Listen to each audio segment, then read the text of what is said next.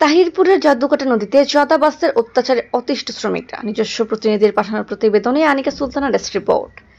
সুনামগঞ্জের তাহিরপুর উপজেলার জাদুকাটা নদীতে গড়কাটি গ্রামের আশরাফ তালুকদারের নেতৃত্বে একটি সংঘবদ্ধ চক্র প্রতিনিয়ত চাঁদাবাজি করে যাচ্ছে।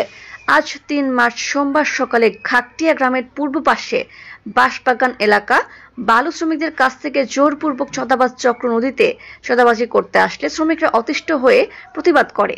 শ্রমিকরা চাঁদা দিতে না চাইলে পরে শ্রমিকদের উপর হামলা চালায় আশরাফ তালুকদার ও তার সংঘবদ্ধ চক্র। এতে গুরুতর আহত হয়েছে আলিক নূর ও মোহাম্মদ হাবিবুর।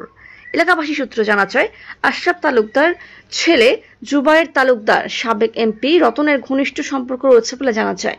বিগত সরকারের আমলে সাবেক এমপি রতনের অনুসারী ছিলেন জুবায়ের তালুকদার। সে সময় বাবা ছেলে মিলে একটি সংঘবদ্ধ শক্তিশালী চক্র গঠন করে। এখনো তারা নদীতে চাঁদাবাজি করে যাচ্ছে। কেউ বাধা দিলে তাদের উপর হামলা